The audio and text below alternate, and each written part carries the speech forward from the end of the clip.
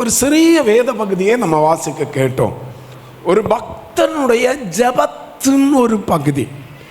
நெகமியா என்கிற ஒரு பக்தன் தனக்காகவும் தன் தேசத்தின் ஜனங்களுக்காகவும் பரிந்து பேசி ஜெபித்த ஜெபத்தில் சொல்லப்பட்ட ஒரு சிறிய வார்த்தை தான் நாம் இங்கே வாசிக்க கேட்டோம். 9ஆம் அதிகாரம் 9வது வசனத்தில் இவ்வாறு சொல்லப்பட்டிருக்கிறது: ஆண்டவரே, எகிப்திலே எங்கள் பிதாக்கள் அனுபவித்த சிறுமையே நீர் என்ன செய்தி கண்டு, சிவந்த சமுத்திரத்தில் அவர்கள் கூப்பிடுதலை கேட்டீர்.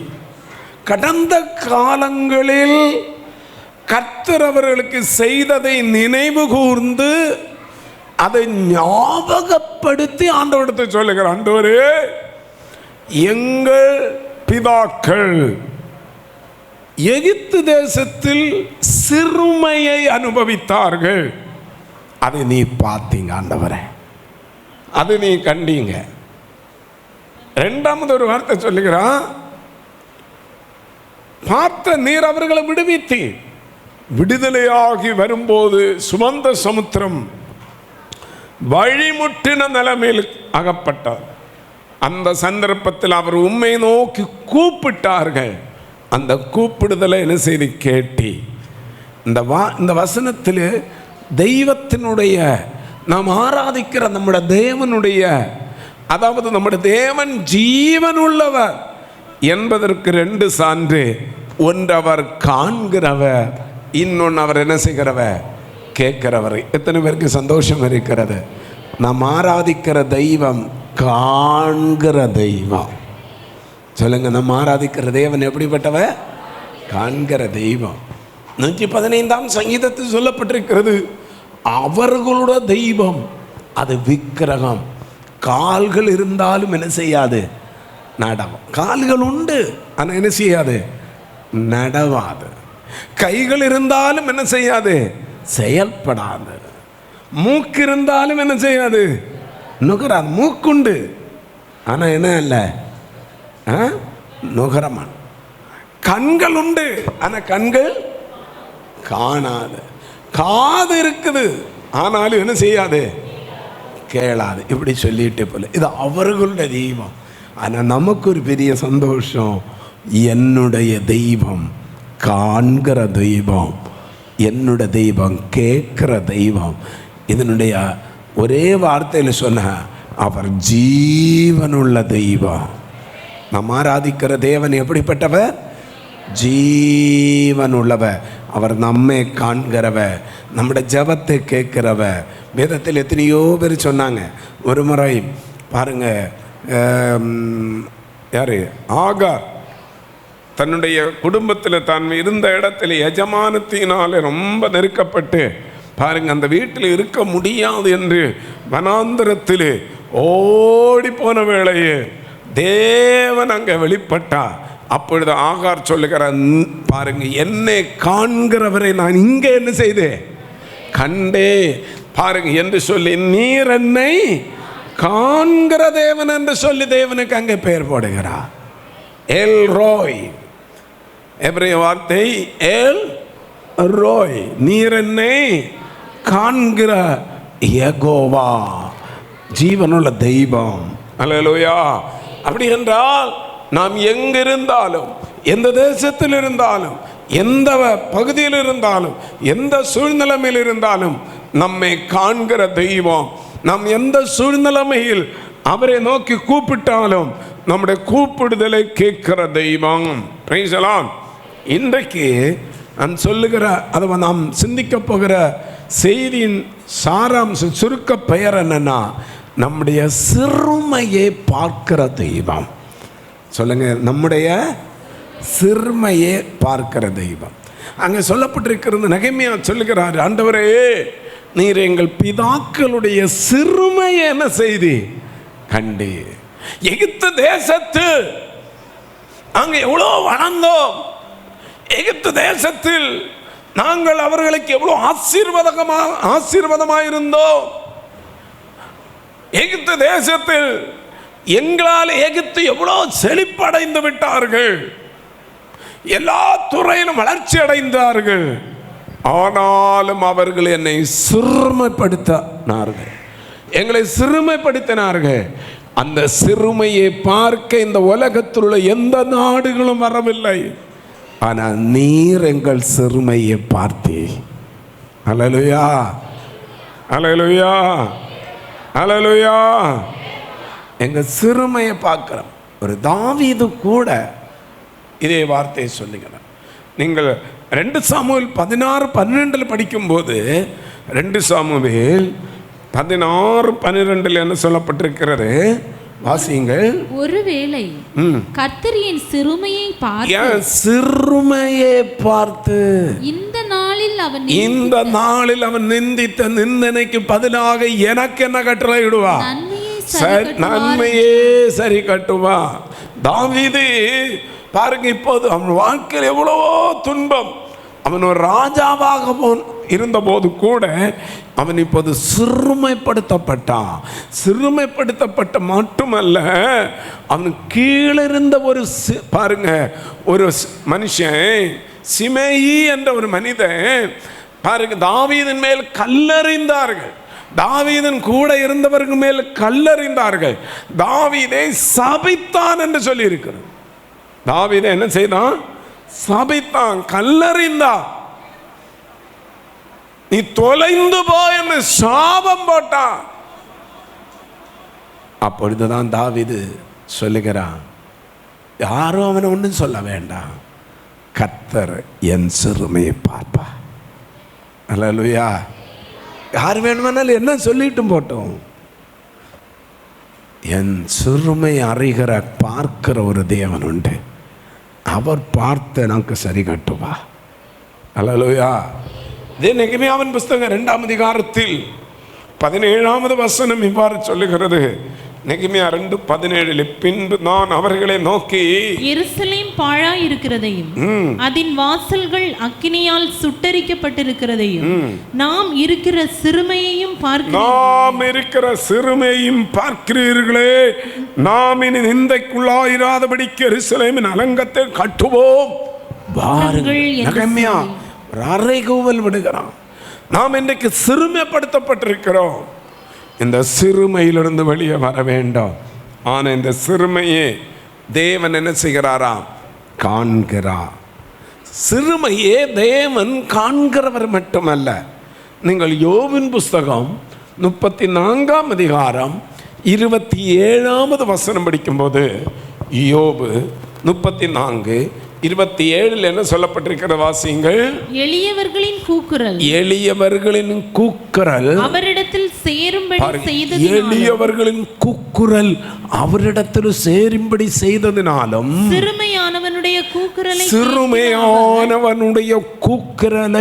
கூக்குரலை கேட்கிறவர். அப்ப சிறுமையானவனை காண்கிறார்.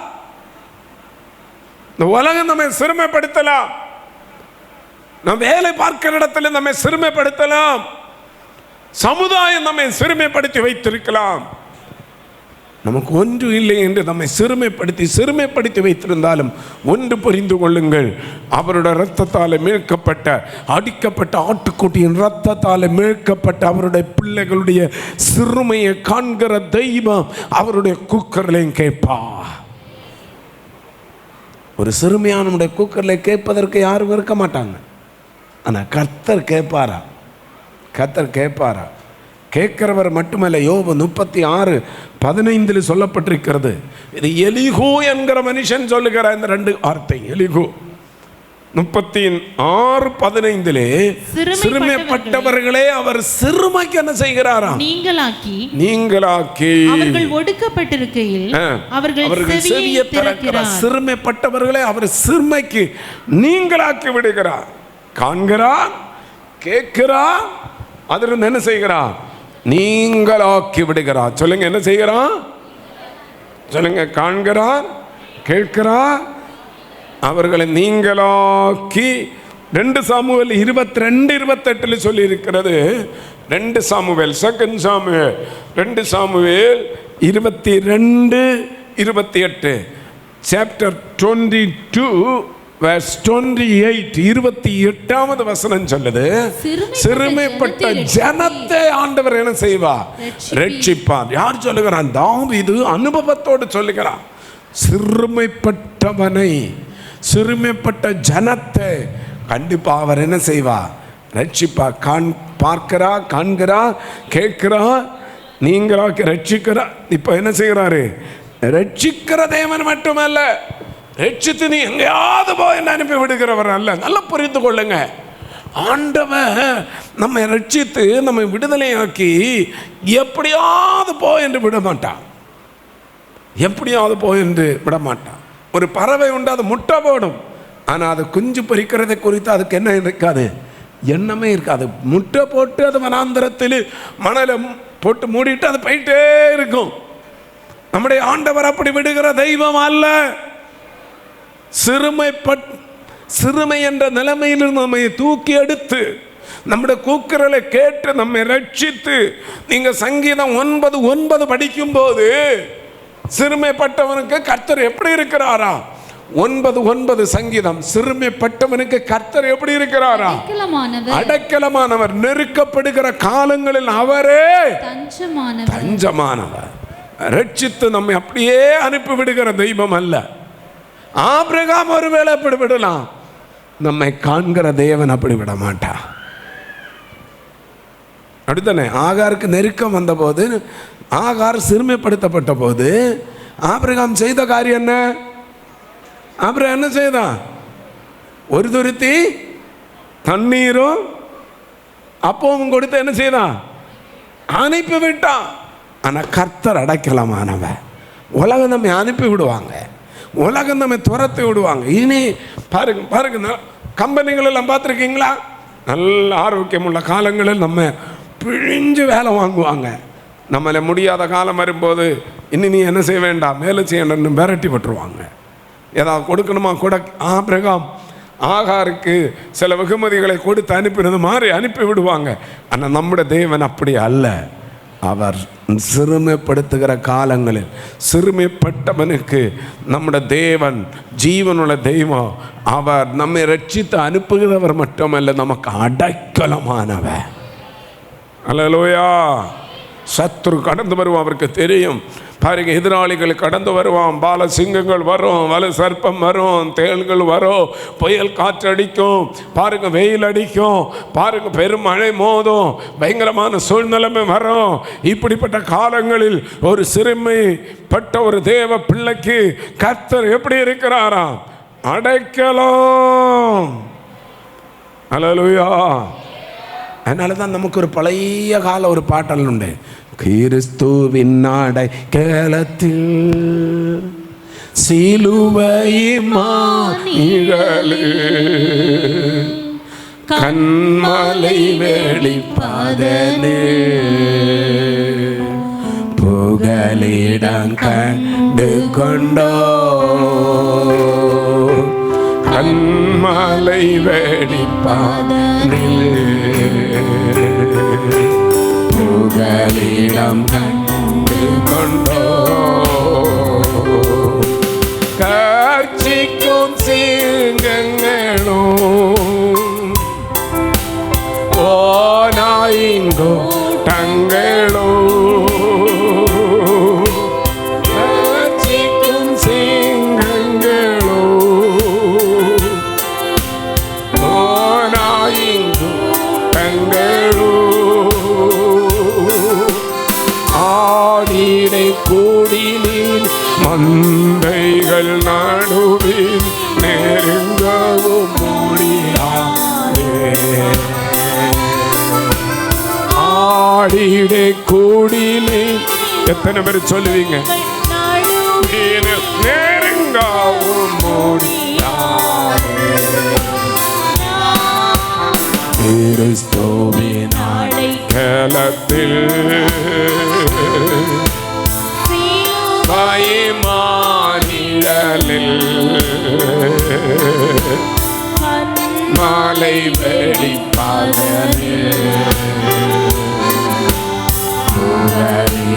கண்டு கொண்டோ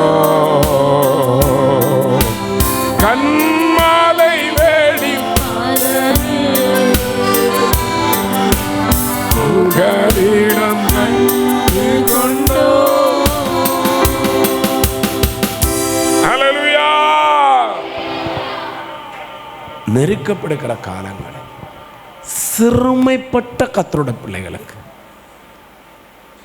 அவர் அடைக்கலமானவர். அன்றைக்கு ரூத் இப்படிப்பட்ட நிலைமையில் ஓடும்போது தான் அன்றைக்கு போவாஸ் சொல்லுகிறான், பாருங்க, உன்னதமான தேவனுடைய செட்டின் கீழ் நிழலின் கீழ் அடைக்கலமாய் ஓடி வந்த உனக்கு அவரால் நிறைவான பலன் உண்டாவதாக. எப்படி ஓடி வந்த? அடைக்கலமா. அப்போ நம்ம கிறிஸ்துவின் அடைக்கலத்துக்குள்ளே இருக்கணும். கிறிஸ்து நமக்கு ஒரு அடைக்கல பட்டணம், அவருடைய சபை ஒரு அடைக்கல பட்டணம். இன்றைக்கு நாம் கூடி இருக்கின்ற இது நமக்கு ஒரு அடைக்கல பட்டணம். அந்த அடைக்கலத்துக்குள்ளே வந்தாலே நமக்கு பாதுகாவல் உண்டு. அந்த அடைக்கலத்துக்குள்ளே வந்தாலே நமக்கு சமாதானம் உண்டு. கிறிஸ்துவாகிய சரீரம் அது ஒரு அடைக்கலம், அதுக்குள்ளே நம்ம வந்திருக்கின்றோம். பாருங்க, சிறுமையானவனே கர்த்தர் என்ன செய்கிறார்? அவரே அடைக்கலமாக இருக்கிறார். 25ஆம் சங்கீதம் 16 சொல்லியிருக்கிறார், அவனுடைய ஜெபத்தை ஆண்டவர் கேட்பாரா. அவனுடைய ஜெபத்தை, அவனுடைய வேண்டுதலை தேவன் என்ன செய்கிறாரா? கேட்கிறார். 25:16 படித்து பாருங்க. என்மேல் நோக்கமாக எனக்கு இறங்கும், நான் தனித்தவனும் சிறுமைப்பட்டவனுமாக இருக்கிறேன். ஜெபம் ஆண்டவரே, நான் சிறுமைப்பட்டவன், வேண்டுதலை கேளும், ஜெபத்தை கேளும். ஒன்று தெரியுமா? ஒரு நாள் நாத்தான் தீர்க்கதரிசி, அதாவது கர்த்தருடைய ஆலயத்தை கட்ட வேண்டும் என்று வாஞ்சி உணர்ந்த தாவீதை பார். ஒரு நாள் தான் தீர்க்கதரிசி வந்து சொல்லுகிறார். 1 நாளாகமம் 17ஆம் அதிகாரம் 9வது வசனம் படிக்கும்போது, 1 நாளாகமம் 17:9 படித்து பாருங்கள். நான் என் ஜனமாகிய இஸ்ரவேலுக்கு ஒரு இடத்தையும் ஏற்படுத்தி அவர்கள் தங்கள் ஸ்தானத்திலே குடியிருக்கவும் இனி அவர்கள் அலையாமலும் முன்போலும் நான் என் ஜனமாகிய இஸ்ரவேலின் மேல் நியாயாதிபதிகளை கட்டளையிட்ட நாள் முதல் நடந்தது போலும் நியாயக்கேட்டின் மக்களால் இனி சிறுமைப்படாமல் நியாயக்கேட்டின் மக்கள் இனி என்ன செய்யாது? சிறுமைப்படாமல் இருக்கும். அவர்களை என்ன செய்தே? நாட்டினே. இந்த மத்தியான வேளையில் கர்த்தருடைய ஆவியானவர் வசனத்தின் மூலம் நம்மோடு என்ன பேசுகிறார்? அவருடைய ராஜ்யத்தில், அவருடைய தேசத்தில், அவருடைய ஆலயத்தில், அவருடைய திராட்சை தோட்டத்தில் என்னையும் உங்களையும் கர்த்தர் நாட்டி இருக்கிறார். அவரால் நாட்டப்பட்டவர்கள் ஒரு காலத்து சிறுமைப்பட்டவர்கள், நாம் சிறுமைப்படுத்தப்பட்டவர். இன்றைக்கு கர்த்தர் வாக்கு சொல்லுகிறார், இனிமேல் இந்த நியாயக்கேட்டின் மக்களால் நீ என்ன செய்வதில்லை? சிறுமைப்படுத்தப்படுவதில்லை. இதற்கு முன்பாக நடந்தது போலும் நியாயக்கேட்டின் மக்களால் இனி என்ன செய்யாது? சிறுமைப்படாமல் இருக்கவும் அவர்கள் என்ன செய்தேன்? நாட்டினை. ஆண்டவர் வாக்குத்தத்தம் பண்ணுகிறான். நம்மை சிறுமைப்படுத்த பார்க்கிற சத்ரு தான் சிறுமைப்படுத்த போகிறான். அவன் தான் வெட்கப்பட்டு போகிறான். அவன் தான் நம்மை கண்டு ஓட போகிறான்.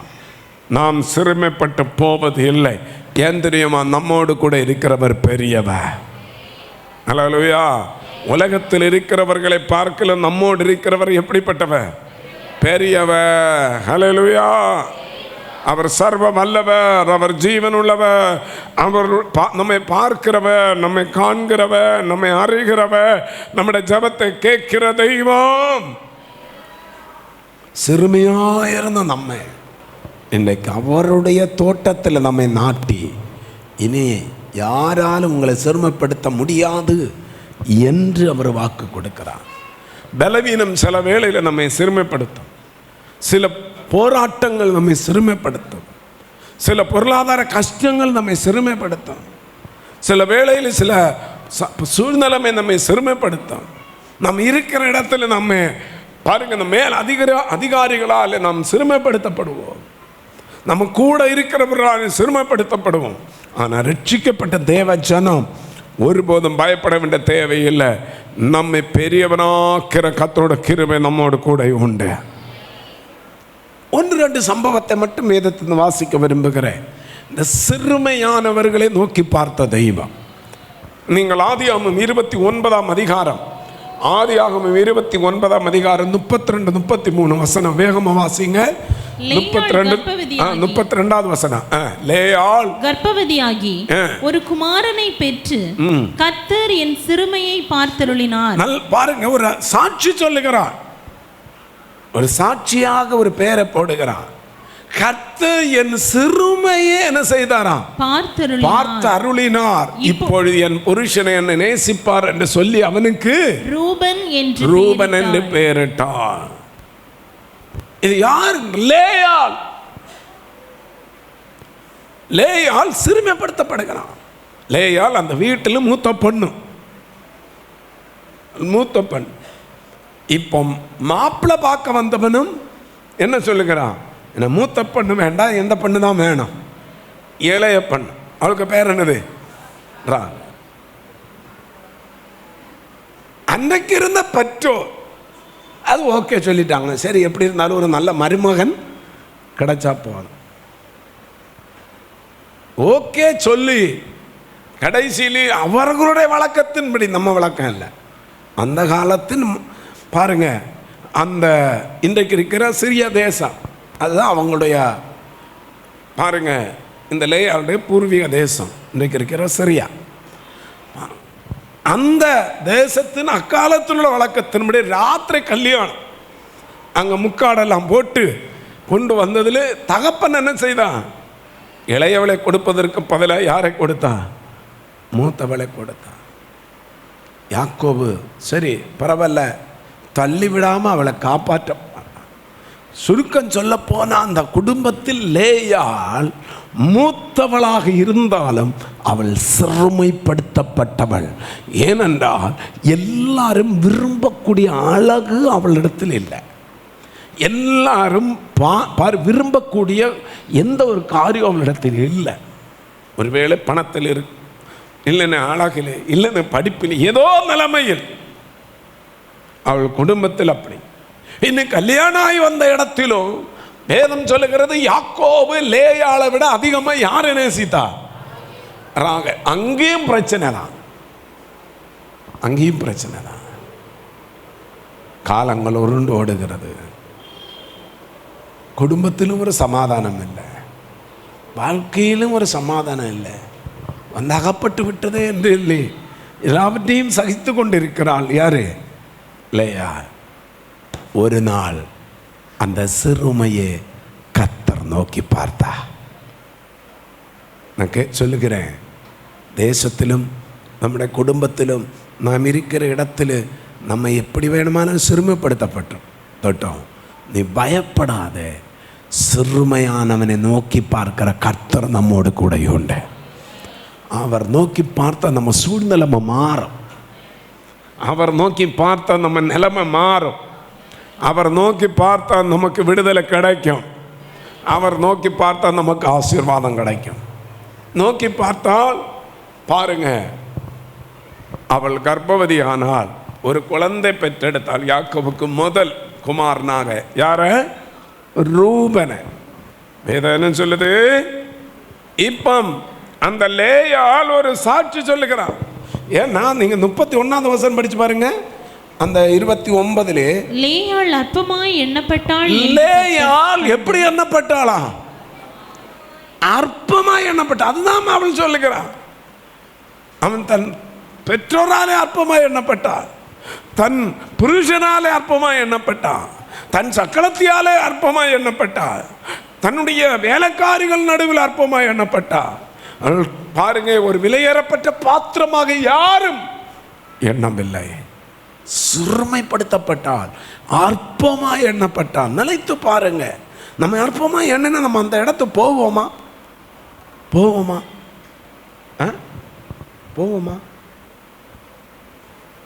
சொல்லுவாங்க, பட்டினி கடந்து செத்தாலும் அவனுக்கு வீட்டை என்ன செய்யக்கூடாது, வீட்டு வாசலை மிதிக்க மாட்டான். பழைய காலத்துல எல்லாம் சொல்லுவாங்க, பட்டினி கடந்து செத்தாலும் அவனுடைய வீட்டு வாசலை என்ன செய்ய மாட்டேன், மிதிக்க மாட்டேன் என்று சொல்லுவாங்க. அருமையான தேவனுடைய பிள்ளை, அவ்வளவு இந்த அற்பமாக நினைக்கப்படுகிறது என்பது அது பயங்கரமான ஒரு வேதனை. ஏன்னா சின்ன பிராயத்திலே நான் பார்த்துருக்கிறேன். எங்கள் அம்மா ஃபேமிலியிலே நாங்கள் மட்டும்தான் ரட்சிக்கப்பட்டோம். ரட்சிக்கப்பட்டதுனால எங்கள் அம்மாவுக்கு அண்ணன்மார் அவங்கெல்லாம் பெரிய அந்த ஊருக்கு அவர் தான் நாட்டாம பெரிய முதலாளி, எல்லாருமே வசதி படைத்தவங்க. ஆனால் நாங்கள் ரட்சிக்கப்பட்டதுனால எங்களுக்கு வர வேண்டிய சொத்துக்களும் தரல, எங்களுக்கு சொத்துக்களே அவங்க அபகரித்து எடுத்துட்டாங்க. எல்லாமே அப்படி ஆயிட்டு எங்களை ஒன்றும் இல்லாமல் விட்டுட்டாங்க. ஆனால் எங்கள் அம்மா விசுவாசத்தில் ஸ்ட்ராங்காக இருந்தாங்க. அம்மாவுக்கு 11 சகோதரர்களும் சகோதரிகளும், பெரிய குடும்பம். அடிக்கடி ஃபங்க்ஷன் நடக்கும், அடிக்கடி அவங்க குடும்பங்கள். ஆனால் 11 பிள்ளைகள், அவங்க பிள்ளைகள் 10 பேர் 12 பேர் இருக்கும், 3-4 தலைமுறை போயிட்டே இருக்குது. அப்போ குடும்பங்கள் எங்கேயாவது ஒரு கல்யாணம், ஒரு அவசரம், எங்களை வந்து கூப்பிடுற விதமே வித்தியாசமாக இருக்கும். கடைசி டைமில் வந்து ஏதாவது சொல்லி கூப்பிடுவாங்க. ஆனால் மூத்த மாமனோட வீட்டிலே மூத்த மாமனுக்கு மகளோட கல்யாணம், அவங்க பெரிய கோடீஸ்வரங்க. நாங்கள் அம்மா வந்து எங்களை கூட்டிகிட்டு உள்ளே போகிறாங்க. அப்போ சாப்பாட்டுக்குள்ளே முந்தின நாள் சாப்பாட்டுக்குள்ளே டைமு, முன்வாசல்லே ஏற்றல. காரணம் அம்மா நகை ஒன்றும் இல்லைன்னு சொல்லி பாருங்க, நீ இப்படி வரக்கூடாது, நீ அப்படி வா, என்னை பின்வாசல் வழியாக எங்களை. அப்போ சின்ன பிராயம், எனக்கும் பயங்கர பசி, அங்கே சாப்பாடு வாசனை பயங்கரமாக அடிக்குது. நான் நினைக்கிறேன் இப்போ என்ன கிடைக்கும், இப்போ சாப்பாடு கிடைக்கும்னு நான் நினச்சிட்டு இருக்கிறேன். அங்கே பின்னா வாசல் உள்ளே போன உடனே என்னை மாமி ஓடி வந்து, நீ எதுக்கு இங்கே வந்தா, என்னை பார்த்தாலே இப்போ எங்களை அற்பமாக எல்லோரும் நினச்சிடுவாங்கன்னு சொல்லி ரொம்ப அம்மாவை தள்ளி விடுறது மாதிரியெல்லாம். அதாவது அம்மாவுக்கு மூத்த மைனி இது பண்ணிட்டாங்க. ஒரு அப்பமாக நினச்சி எங்களை அம்மா கொண்டு வந்த கிஃப்டை அங்கே கொடுத்து விட்டு எனக்கு கையை பிடிச்சிட்டு, வாமோனே வா போ என்று சொல்லி என்னை அப்படியே இழுத்துட்டு வந்து நேர வீட்டில் வந்து பல மைல்கள் நடக்கணும். நடந்து வந்து மரிச்சினி அந்த மரவள்ளி கிழங்கு இருக்குல்ல, அது இருந்து அதையெல்லாம் வச்சு அவிச்சு எங்களுக்கு தந்தாங்க. சின்ன பிராயத்தில் நான் பார்த்த காரியம் இப்படி. எங்கள் ஃபேமிலியிலே நிறைய குடும்பத்தில் நாங்கள் ஆவிக்குரிய பெந்தெக்கோஸ்துகார் ஆனதுனால நாங்கள் அற்பமாக நினைத்த அனுபவங்கள், சொல்லப்போன 100கணக்கான காரியங்கள் வரும். ஆனால் எங்கள் குடும்பத்தில் உள்ள அத்தனை பேரும் அற்பமாக எங்களை நினைத்தாங்க. எங்கள் தேவன் எங்களை நோக்கி பார்த்தா, உங்களுக்கு ஒன்று சொல்லுகிறேன் சாட்சியாக, எந்த குடும்பத்தில் எங்களை அப்படி துரத்தி விட்டார்களோ, ரொம்ப காலம் ஒன்றும் போகலை, சில ஆண்டுகளுக்குள்ளாகவே அந்த நிலைமை மாறினது. அதே குடும்பத்தில் ஒரு கல்யாணத்தை போனா இல்லையா, அந்த மாமாவுக்கு மூத்த மக ரட்சிக்கப்பட்டாங்க. ஹல்லேலூயா. சாதாரணமான டிபிஎம்மில் இப்பவும் அந்த ஃபேமிலிஸ் எல்லாமே அங்கே டிபிஎம் விசுவாசி, பயங்கர விசுவாசி. அதில் ஒரு பெரிய ப்ளஸ் பாயிண்ட் என்ன, அந்த குடும்பத்தில் எந்த ஒரு காரியமாக இருந்தாலும் இப்பவும் எங்கள் அம்மா உயிரோடு இருக்கிறது வரையிலும் கூப்பிடுவாங்க, ரோசலி நீ തന്നെ വരണം, എൻ്റെ മോനെ വിളിച്ചു കൊണ്ട് വന്ന് എനിക്കൊരു പ്രാർത്ഥന ചെയ്യണം. எந்த ரோஸ்லியை அற்பமாக நினைத்தார்களோ அதே ரோஸ்லி தான் இப்போ என்ன செய்யணும், வேணும். அவங்க பிள்ளைகள் தான் வேணும். அதோட முடியலை. இப்போ 3வது 4வது தலைமுறை இருக்கிறாங்க. இன்னைக்கு எந்த ஒரு அவசரத்துக்கும் இவ்வளோ தூரத்தில் இருக்கிற என்னையும் கூப்பிடுவாங்க, வந்து ஒரு ஜெபம் பண்ணிட்டாவது போங்க. என்ன இது யார் செய்கிற காரியம், யார் செய்கிற காரியம், யார் செய்கிற காரியம், கர்த்தர் செய்கிற காரியம். அல்லேலூயா, அல்லேலூயா, அல்லேலூயா. ஒரு லேயாள் அற்பமாய் எண்ணப்பட்டாள் என்று யாரு கண்டாரா, சொல்லுங்களேன், யார் கண்டா, கர்த்தர் கண்டா. யாக்கோபு காணல, லாபானும் பார்க்கல, லாபானுக்கு அப்பாவும் பார்க்கல, லேயாளுக்கு அம்மா அப்பா ஒருத்தரும் பார்க்கல. என் சொந்த சகோதரி தானே யாரு, ராகேல் சொந்த சகோதரி தானே, சொந்த சகோதரி தானே. கொஞ்சமாவது ஒரு பாசம் இருந்தா அவளாவது இல்லை அக்கா பொறுமையாயிரு, ஆண்டவர் உதவி செய்வார், ஒரு ஆறுதலான வார்த்தை சொல்லியிருக்கலாம். ஒரு ஆறுதல் வார்த்தை சொல்லதுக்கு யாரும் இல்லை. ஆனால் அற்பமாக எண்ணப்பட்ட லேயாளை யார் கண்டாராம்? கர்த்தர் கண்ட அவளுக்கு அற்பந்தரிக்கும்படி செய்தா. ஆனால் நான் தான் பெரியவள் என்று நடித்து தன் அக்காளை மதியாமல் இருந்தாலே அவளோட நிலைமை பரிதாபமாக மாறிட்டு. இந்த கால மத்தியான வேளையில் சொல்லுகிறேன், எந்த லேயாளை கர்த்தர் கண்டாரோ அந்த லேயாள் தான் சொல்லுகிறான், கர்த்தர் என் சிறுமை என்ன செய்தான் பார்த்தருளினான். ஆகையால் பாருங்க, இந்த மகனுக்கு என்ன பேரு? ரூபன். ஒன்று தெரியுமா? இதே அற்பமா எண்ணப்பட்ட பாருங்க சிறுமைப்பட்ட இந்த லேயால் தான் யாக்கோபுக்கு அதிக பிள்ளைகள் பெற்றுக் கொடுத்தாங்க. இது போக 3 பேர், மொத்தம் எத்தனை பிள்ளைகள் ஆபிரகாமுக்கு? எத்தனை பிள்ளைகள்? எத்தனை பிள்ளைகள் சகோதரிமார் சொல்லுங்க. இங்கே சொல்லுங்க. 12. இங்கே 12 தானே. ஆனால் 13 பிள்ளைகள். எத்தனை பிள்ளைகள்? 13 பிள்ளைகள். நான் எத்தனை ஆண் மக்கள்னு கேட்கல, எத்தனை பிள்ளைகள்னு நான் கேட்டேன். 12 ஆண் மக்களும் எத்தனை பொண்ணு? ஒரு பொண்ணு. இந்த 13 பிள்ளைகளில் இந்த 13 பிள்ளைகளையும் எத்தனை பேராக பெற்றெடுத்தாங்க? 4 பேரா. ஆனால் இதில் 5 பிள்ளைகளை யார் பெற்றாங்க தெரியுமா? அற்பமாக எண்ணப்பட்ட இந்த லேயாள். கரம் உயர்த்தி ஒரு அல்லேலூயா சொல்லுவோமா? நீங்கள் இதே அதிகாரத்தில் நீங்கள் கீழே கீழே வாசித்து பார்த்தா தெரியும், ஆச்சரியமாக இருக்கும். பாருங்க, அந்த 29 அதிகாரம் 32 முதல் 35, 32, 33, 34, 35 இந்த 5 வசனங்கள் படித்து பார்த்தா தெரியும். 5 பிள்ளைகள் யாரெல்லாம்? ரூபன், சிமியோன், லேவி, யூதா. இந்த 5 பிள்ளைகள். அதில் ஒரு பெரிய பிளஸ் பாயிண்ட் என்ன? இயேசு கிறிஸ்துவின் வம்சம் யாருடைய வம்சத்தில் சேர்ந்தது? இந்த லேயாளுடைய வம்சம். ஏன்னா யூதாவை பெற்றெடுத்தது யாரு? யாரு? லேயாள். லேயாள் யூதாவை பெற்றெடுத்தா. பாருங்க, யூதாவினுடைய சந்ததி தான் யாரு? இயேசு கிறிஸ்து. ஒன்று. ஆசாரிய வகுப்பு யாருக்கு சேர்ந்தது? லேவி. லேவியை பெற்றெடுத்தது யாருக்கு? ராஜரீக வகுப்பு யாருக்கு சேர்ந்தது? யூதா கோத்திரம், அரசாங்கம். அப்ப ராஜாவும் யாருதான்? யாருதான்? லேயாளுடைய பிள்ளைதான். பாருங்க, ஆசாரியனும் யாருதான்? அல்லேலூயா, அல்லேலூயா. புருஷன் அற்பமா எண்ணினா, தகப்பன் அற்பமா எண்ணினா, பாருங்க தாய் அற்பமா எண்ணினா, எல்லாவராலும் அற்பமா எண்ணப்பட்டால், அற்பமா எண்ணப்பட்டாலும் ஒரு தேசத்துக்கு என்ன வேணுமோ அத்தனையும் இந்த லேயாள் மூலம் கொடுக்கப்பட்டது. நம்முடைய ஆண்டவர் இயேசு கிறிஸ்து கூட இந்த அற்பமா எண்ணப்பட்ட இந்த லேயாள் சந்ததியினிடத்தில் பிறந்தார். ஹல்லேலூயா. ஆகையால் ஒன்று சொல்லுகிறேன், அனுபவத்தோடு சொல்லுகிறேன், தேசத்தில் குடும்பங்களில் நீங்கள் இருக்கிற இடங்களில் ஒருவேளை நீங்கள் சிறுமைப்பட்ட நிலைமையில் காணப்படுவீர்கள் என்றால் நீங்கள் கர்த்தரை மட்டும் விட்டு விடாமல் இருங்க. கர்த்தரை மட்டும் நோக்கி பாருங்க. இந்த லேயாள் கர்த்தரை நோக்கி பார்த்தா, அதுதானே சொல்லுகிறார், கர்த்தரை நோக்கி பார்த்தார் என்பதை அவள் விசுவாசிக்கிறார். கர்த்தரை சார்ந்திருக்கிறார், கர்த்தரை பற்றி இருக்கிறார். ஆகையால் கர்த்தர் அவளை நோக்கி பார்த்தார். அல்லேலூயா.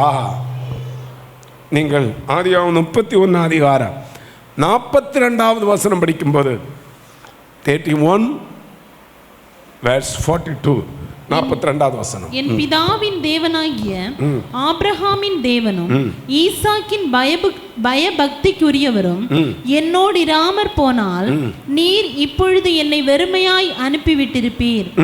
தேவன் என் சிறுமையையும் என் கை பிரயாசத்தையும் பார்த்து. ஒரு லேயாள் சொல்லுகிறான், என் தேவன் என் சிறுமையை நோக்கி பார்த்தா. ஒரு யாக்கோபு இங்கே சொல்லுகிறான், யாரை பார்த்து? லாபானை பார்த்து சொல்லுங்க, என்ன சொல்லுகிறான்? என்ன சொல்லுகிறான்? என் தேவன் எப்படி? தேவன் என் சிறுமையை என்ன செய்தாரா? பார்த்தாரா? பாருங்க, இந்த லாபானுடைய வீட்டிலே யாக்கோபை எந்த அளவு சிரமப்படுத்த முடியுமோ அந்த அளவு சிரமப்படுத்தினாங்க. முதலாவது கல்யாண விஷயத்தில் சிரமப்படுத்திட்டாங்க. எந்த விஷயத்தில்?